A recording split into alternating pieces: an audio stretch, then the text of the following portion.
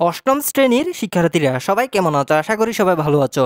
তো আজকের এই ভিডিওতে নিয়ে এসেছি অষ্টম শ্রেণীর ২০২৫ সালের অর্ধবার্ষিক পরীক্ষার বাংলাদেশ ও বিশ্ব পরিচয় বিষয়ের প্রশ্নপত্র এবং সেগুলোর সাথে সেগুলোর উত্তরও। তো আমাদের এই চ্যানেলে এভাবে প্রতিনিয়ত অষ্টম শ্রেণীর সকল বিষয়ের প্রশ্নপত্র এবং সেগুলোর উত্তর সব প্রতিনিয়ত ভিডিও আপলোড করা হচ্ছে। তো তোমরা যারা সেগুলো সম্পূর্ণ ফ্রিতে সবার আগে পেতে চাও, তারা অবশ্যই আমাদের এই চ্যানেলটি সাবস্ক্রাইব করে নোটিফিকেশন অন করে রাখো, যাতে আমরা এগুলো আমাদের এই চ্যানেলে আপলোড দিলে তোমাদের কাছে নোটিফিকেশন পৌঁছে যেতে পারে। আশা করি বুঝতে পেরেছো।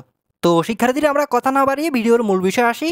তো এখানে আমরা প্রথমে দেখতে পাচ্ছি অর্ধবার্ষিক পরীক্ষা, বিষয় বাংলাদেশ ও বিশ্ব পরিচয়, শ্রেণী অষ্টম।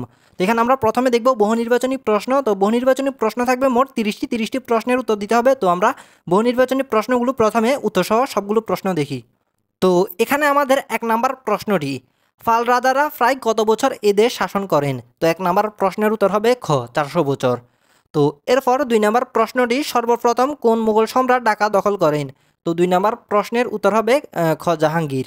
এরপর এখানে আমরা দেখতে পাচ্ছি উদ্দীপকটি পড়ে 3 ও 4 নং প্রশ্নের উত্তর দাও। তো উদ্দীপকটি, মিস্টার জামান একজন সমাজসেবা কর্মকর্তা। তিনি মনে করেন ব্রিটিশ আমলে যেমন বাংলা নবজাগরণ ঘটেছিল, তেমনিভাবে আবার নবজাগরণ ঘটতে পারে। তো এখানে 3 নম্বর প্রশ্নটি, উদ্দীপকে বর্ণিত নবজাগরণের অংশ হিসেবে কলকাতা বিশ্ববিদ্যালয় প্রতিষ্ঠিত হয় কবে? তো 3 নম্বর প্রশ্নের উত্তর হবে ঘ, 1857 সালে। তো এরপর আমরা 4 নম্বর প্রশ্নটি দেখি। মিস্টার জামান ব্রিটিশ আমলে নবজাগরণের ক্ষেত্রে যাদেরকে ইঙ্গিত করেছেন? তো এখানে আমরা 3টে অপশন দেখতে পাচ্ছি, রামমোহন রায়, ঈশ্বরচন্দ্র বিদ্যাসাগর, লর্ড ক্যানিং। তো এই 4 নম্বর প্রশ্নে 3টির মধ্যে সঠিক উত্তর হবে ক, 1 ও 2, রামমোহন রায় এবং ঈশ্বরচন্দ্র বিদ্যাসাগর। তো 4 নম্বর প্রশ্নের উত্তর হবে ক। তো এরপর আমরা 5 নাম্বার প্রশ্নে যাই, অর্থাৎ 5 নাম্বার প্রশ্নটি দেখি। তো আমরা 5 নাম্বার প্রশ্নটি দেখতে পাচ্ছি। তো 5 নাম্বার প্রশ্নে বলা হয়েছে, সোনারগাঁওয়ের ফানামনগরে রাস্তার উত্তরের দিকে কয়টি ইমারত রয়েছে? তো 5 নাম্বার প্রশ্নের উত্তর ঘ, 31টি। তো এরপর 6 নাম্বার প্রশ্নটি, জাদুঘরে কোন শ্রেণীর মানুষের জীবনযাত্রার পরিচয় পাওয়া যায়? তো 6 নাম্বার প্রশ্নের উত্তর ঘ, অভিজাত। তারপর 7 নাম্বার প্রশ্নটি, তাজহাট জমিদারদের প্রাসাদের নিচের কোনটি রয়েছে? তো 7 নাম্বার প্রশ্নের উত্তর হবে ঘ, পাণ্ডুলিপি। তো শিক্ষার্থীরা, এরপর আমরা 8 নাম্বার প্রশ্নটি দেখি। তো 8 নাম্বার প্রশ্নটি, প্রত্নসম্পদ বলতে বোঝায়? তো এখানে আমরা 3টে অপশন দেখতে পাচ্ছি। 3টে অপশনের মধ্যে সঠিক উত্তর হবে ক, 1 ও 2, পুরনো স্থাপত্য শিল্পকর্ম এবং প্রাচীন আমলের মুদ্রা। তো 8 নাম্বার প্রশ্নটির উত্তর হবে এখানে ক। তো এরপর শিক্ষার্থীরা, আমরা দেখতে পাচ্ছি 9 নাম্বার প্রশ্নটি। তো 9 নাম্বার প্রশ্নে বলা হয়েছে, বাংলাদেশের মানচিত্র খচিত জাতীয় পতাকা প্রথম উত্তোলন করা হয় 1971 সালের কত তারিখে? তো এখানে 9 নাম্বার প্রশ্নটির উত্তর হবে ক, 2রা মার্চ।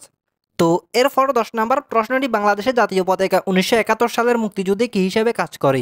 তো 10 নাম্বার প্রশ্নটির উত্তর হবে গ, প্রেরণা। অর্থাৎ বাংলাদেশের জাতীয় পতাকা 1971 সালের মুক্তিযুদ্ধে প্রেরণা হিসেবে কাজ করে। তো শিক্ষার্থীরা, এরপর 11 নম্বর প্রশ্নটি, 1971 সালের 25শে মার্চ পাকিস্তানি বাহিনীর গণহত্যা বিশ্বব্যাপী কী হয়? তো 11 নম্বর প্রশ্নের উত্তর হবে ঘ, নিন্দিত। তারপর 12 নম্বর প্রশ্ন, ক্র্যাক প্লাটুন কোন বাহিনীর অন্তর্গত? তো 12 নম্বর প্রশ্নের উত্তর হবে ঘ, আঞ্চলিক বাহিনী। তো এরপর 13 নম্বর প্রশ্নটি, বাংলাদেশের অধিকাংশ লোক কোথায় বাস করে? তো 13 নম্বর প্রশ্নের উত্তর হবে ঘ, গ্রামে। তো শিক্ষার্থীরা, এরপর আমরা 14 নম্বর প্রশ্ন দেখতে পাচ্ছি, দেশের উৎপাদন বাড়লে? তো এখানে 1 নাম্বার, 2 নাম্বার, 3 নাম্বার 3টে অপশন দেখতে পাচ্ছি। তো এই 3টে অপশনের মধ্যে সঠিক উত্তর হবে ক, 1 ও 2, জনগণের ক্রয় ক্ষমতা বাড়বে, দরিদ্র হ্রাস পাবে। তো 14 নম্বর প্রশ্নের উত্তর ক। তো এরপর আমরা দেখতে পাচ্ছি 15 নম্বর প্রশ্ন, বাংলাদেশের জাতীয় আয়ের বৃহৎ খাত কোনটি? তো এখানে 15 নম্বর প্রশ্নটির উত্তর হবে ক, কৃষি। অর্থাৎ বাংলাদেশের জাতীয় আয়ের বৃহৎ খাত হলো কৃষি। তো 15 নম্বর প্রশ্নটির উত্তর ক, কৃষি। এরপর 16 নম্বর প্রশ্ন, দক্ষ জনশক্তিতে রূপান্তরিত হওয়ার উপায় হলো? তো 16 নম্বর প্রশ্নের উত্তর হবে ক, দীর্ঘমেয়াদী প্রশিক্ষণ। তো শিক্ষার্থীরা, এরপর আমরা দেখতে পাচ্ছি নিচের উদ্দীপকটি অনুচ্ছেদটির আলোকে 17-18 নং প্রশ্নের উত্তর দাও। তো এখানে অনুচ্ছেদটি, নির্মলবাবু স্থানীয় সরকারের প্রধান একজন চেয়ারম্যান ও 20 জন সদস্য নিয়ে এটি গঠিত। তো এখানে 17 নম্বর প্রশ্নটি, নির্মলবাবু কোন স্থানীয় সরকারের প্রধান? তো 17 নম্বর প্রশ্নটির উত্তর হবে, তো 17 নম্বর প্রশ্নের উত্তর হবে ঘ, জেলা পরিষদ। তো এরপর আমরা দেখতে পাচ্ছি 18 নম্বর প্রশ্ন, উক্ত সংস্থাটির কাজ? তো এখানে আমরা 3টে অপশন দেখতে পাচ্ছি। 3টে অপশনের মধ্যে সঠিক উত্তর হবে ক, 1 ও 2, শিক্ষা প্রতিষ্ঠান নির্মাণ, অনাথ আশ্রম নির্মাণ। তো এখানে 18 নম্বর প্রশ্নটির উত্তর হবে ক, 1 ও 2। তো এরপর আমরা দেখতে পাচ্ছি 19 নম্বর প্রশ্নটি। তো 19 নম্বর প্রশ্নটিতে বলা হয়েছে, সুশাসনের নিয়ামক কোনটি?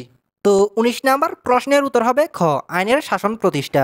অর্থাৎ সুশাসনের নিয়ামক হলো আইনের শাসন প্রতিষ্ঠা। তারপর 20 নম্বর প্রশ্ন, সরকার পরিচালনার কোনটি নিশ্চিত করা প্রয়োজন? তো 20 নম্বর প্রশ্নটির উত্তর হবে ঘ, জবাবদিহিতা। তো শিক্ষার্থীরা, এরপর আমরা দেখতে পাচ্ছি 21 নম্বর প্রশ্নটি। তো 21 নম্বর প্রশ্নটি, বিশ্ব এখন ফলটিতে পরিণত হওয়ার কারণ কি? তো 21 নম্বর প্রশ্নটির উত্তর হবে খ বিশ্বায়ন। তারপর 22 নম্বর প্রশ্নটি সাংস্কৃতিক চলমান গতিধারাকে কি বলে? তো 22 নম্বর প্রশ্নটির উত্তর হবে খ সাংস্কৃতিক ব্যাপ্তি। এরপর 23 নম্বর প্রশ্নটি কৃষির প্রভাবে বাংলাদেশের নিজস্ব সংস্কৃতিতে পরিবর্তন লক্ষ্য করা যাচ্ছে। তো 23 নম্বর প্রশ্নটির উত্তর হবে ঘ বিশ্বায়নের। তো এরপর আমরা 24 নম্বর প্রশ্নটি দেখতে পাচ্ছি বর্তমানে মানুষ যার মাধ্যমে বিনোদনের চাহিদা পূরণ করে। তো এখানে 24 নম্বর প্রশ্নটির উত্তর হবে ঘ 2 ও 3 ফেসবুক এবং কম্পিউটার। তো 24 নম্বর প্রশ্নটির উত্তর হবে ঘ। তো শিক্ষার্থীরা এরপর আমরা 25 নম্বর প্রশ্নটি দেখি। তো এখানে 25 নম্বর প্রশ্নটি এলাচি হামাম সুচিস হলো এক ধরনের। তো এখানে 25 নম্বর প্রশ্নটির উত্তর হবে ক কাপড়। তো এগুলো হলো এক ধরনের কাপড়। তো 25 নম্বর প্রশ্নের উত্তর ক। এরপর 26 নম্বর প্রশ্নটি শিশুর শিক্ষায় প্রথম মাধ্যম কোনটি? তো 26 নম্বর প্রশ্নের উত্তর হবে খ পরিবার। তো শিক্ষার্থীরা এরপর আমরা দেখতে পাচ্ছি উদ্দীপকটি 4-এর 27-28 নং প্রশ্নের উত্তর দেওয়ার জন্য বলা হয়েছে আমাদের। তো উদ্দীপকটি কবিতা বর্তমানে বাবা মায়ের সাহায্য নিয়ে আগের চেয়ে নিয়মিত পড়াশোনা করছে। সে ক্রীড়া টিমের সদস্য হিসেবে খেলাধুলা করে, সবার সাথে সে চমৎকার ব্যবহার করে। তো এখানে 87 নম্বর প্রশ্নটি কবিতার পরিবর্তনে কোন প্রক্রিয়াটি অধিক কার্যকর? তো 87 নম্বর প্রশ্নটির উত্তর হবে ঘ সামাজিকীকরণ। তো 87 নম্বর প্রশ্নের উত্তর ঘ সামাজিকীকরণ। এরপর 28 নম্বর প্রশ্নটি উক্ত প্রক্রিয়ার মধ্য দিয়ে কোনো লোক। তো এখানে আমরা 28 নম্বর প্রশ্নে 3টি অপশন দেখতে পাচ্ছি। 3টি অপশনের মধ্যে সঠিক উত্তর হবে ক 1 ও 2 সুনাগরিক হতে পারে, নিয়মানুবর্তী হয়। তো শিক্ষার্থীরা 28 নম্বর প্রশ্নের উত্তর ক। এরপর 29 নম্বর প্রশ্নটি যখন একজনের কাজ ও আচরণ হুবহু নকল করা হয় তখন তাকে কি বলে? তো 29 নম্বর প্রশ্নের উত্তর হবে খ অনুকরণ। তো 29 নম্বর প্রশ্নের উত্তর হবে কি খ অনুকরণ। এরপর 30 নম্বর প্রশ্নটি বাংলাদেশের গ্রামীণ জনগোষ্ঠী 85% হলে শহরবাসী কত? তো 30 নম্বর প্রশ্নের উত্তর হবে ক 15%। তো অষ্টম শ্রেণীর শিক্ষার্থীরা এখানে আমাদের 30টি এমসিকিউ প্রশ্ন এবং সেগুলোর সাথে সেগুলোর উত্তরও দেখা হলো। এবার আমরা সংক্ষিপ্ত উত্তর প্রশ্ন এবং সৃজনশীল প্রশ্নে যাই। তো শিক্ষার্থীরা আমরা লিখিত পার্টে এখানে প্রথমে দেখতে পাচ্ছি সংক্ষিপ্ত উত্তর প্রশ্ন। এখানে প্রশ্নের প্রতিটি প্রশ্নের জন্য রয়েছে 2 নম্বর করে। তো এখানে মোট প্রশ্ন রয়েছে কয়টি? 15টি থেকে আমাদের বলা হয়েছে যে কোনো 10টি প্রশ্নের উত্তর দেওয়ার জন্য। তো এটি তোমাদের জন্য বড় সুযোগ। 15টি প্রশ্ন থেকে তোমাদের নিজেদের ইচ্ছে মতো তোমরা যে কোনো 10টি প্রশ্নের উত্তর দিতে পারবে। তো শিক্ষার্থীরা এখানে আমরা 15টি প্রশ্ন প্রথমে দেখি। তো এখানে 1 নম্বর প্রশ্নটি মোগল শাসনের সময় ঢাকার নাম কী ছিল? তারপর 2 নম্বর প্রশ্ন 1905 এর বঙ্গভঙ্গের ফলে সমাজে কী প্রভাব পড়ে? তারপর 3 নম্বর প্রশ্ন অখণ্ড বাংলা রাষ্ট্র গঠনের প্রচেষ্টা কে করেছিলেন? তারপর 4 নম্বর প্রশ্ন ঢাকার আর্মেনিয়াম গির্জার ইতিহাস সংক্ষেপে লেখো। তারপর 5 নম্বর প্রশ্ন ঢাকার আহসান মঞ্জিল জাদুঘরের বিশেষত্ব উল্লেখ করো। তো এরপর 6 নম্বর প্রশ্নটি ইয়াহিয়া খান 6 মার্চ কী ঘোষণা দেন? এরপর 7 নম্বর প্রশ্নটি কনসার্ট ফর বাংলাদেশ কী এবং এর উদ্দেশ্য লেখো। এরপর 8 নম্বর প্রশ্নটি মাথাপিছু আয় বৃদ্ধির জন্য কী কী প্রয়োজন? তো শিক্ষার্থীরা এরপর আমাদের 9 নম্বর প্রশ্নটি বাংলাদেশে মানব উন্নয়ন সূচকের বর্তমান অবস্থা কেমন? তারপর 10 নম্বর প্রশ্নটি একনায়কতন্ত্রের সংজ্ঞা দাও। তারপর 11 নম্বর প্রশ্ন সুশাসন দেশের উন্নয়ন কিভাবে সহায়তা করে? তারপর 12 নম্বর প্রশ্ন সংস্কৃতির উন্নয়ন বলতে কী বোঝায়? তারপর 13 নম্বর সুলতানি আমলে বাংলা স্থাপত্য শিল্পে কী পরিবর্তন আসে? তারপর 14 নম্বর প্রতিবেশী শিশুর সামাজিকীকরণে কীভাবে ভূমিকা রাখে? তারপর 15 নম্বর চলচ্চিত্র সামাজিকরণে কীভাবে সহায়তা করে? তো শিক্ষার্থী এখানে এই 15টি প্রশ্ন থেকে তোমরা তোমাদের ইচ্ছে মতো যে কোনো 10টি প্রশ্নের উত্তর দিলে হবে। তো এরপর আমরা সৃজনশীল প্রশ্নে যাই। তো সৃজনশীল প্রশ্নে প্রতিটি প্রশ্নের জন্য এখানে দেখতে পাচ্ছি 10 নম্বর করে। তো এখানে প্রশ্ন থাকবে মোট 8টি থেকে তোমাদের নিজেদের ইচ্ছে মতো যে কোনো 5টি প্রশ্নের উত্তর তোমরা দিতে পারবে। তো এখানে আমরা 8টি সৃজনশীল প্রশ্নগুলো দেখি। তো এখানে আমরা প্রথমে দেখতে পাচ্ছি 1 নম্বর সৃজনশীল প্রশ্নটি। তো এখানে ক খ গ ঘ 4টি প্রশ্ন রয়েছে। এরপর 2 নম্বর সৃজনশীল প্রশ্নটি আমরা দেখতে পাচ্ছি এখানে ক খ গ ঘ 4টি প্রশ্ন রয়েছে। এরপর আমরা 3 নম্বর সৃজনশীল প্রশ্নটি দেখতে পাচ্ছি। তো এরপর আমরা 4 নম্বর সৃজনশীল প্রশ্নটি দেখতে পাচ্ছি। এখানেও ক খ গ ঘ 4টি প্রশ্ন রয়েছে। 4টি প্রশ্নের জন্য 10 নাম্বার। তো এরপর আমরা 5 নাম্বার সৃজনশীল প্রশ্নটি দেখতে পাচ্ছি। তো এরপর আমরা 6 নাম্বার সৃজনশীল প্রশ্নটি দেখতে পাচ্ছি। তো তারপর আমরা দেখতে পাচ্ছি 7 নাম্বার সৃজনশীল প্রশ্নটি। তো সর্বশেষে আমরা দেখতে পাচ্ছি 8 নাম্বার সৃজনশীল প্রশ্নটি। তো শিক্ষার্থীরা আমাদের 8টি সৃজনশীল প্রশ্নগুলো দেখা হলো। তো 8টি প্রশ্ন থেকে তোমরা তোমাদের নিজেদের ইচ্ছে মতো যে কোনো 5টি প্রশ্নের উত্তর দিতে পারবে।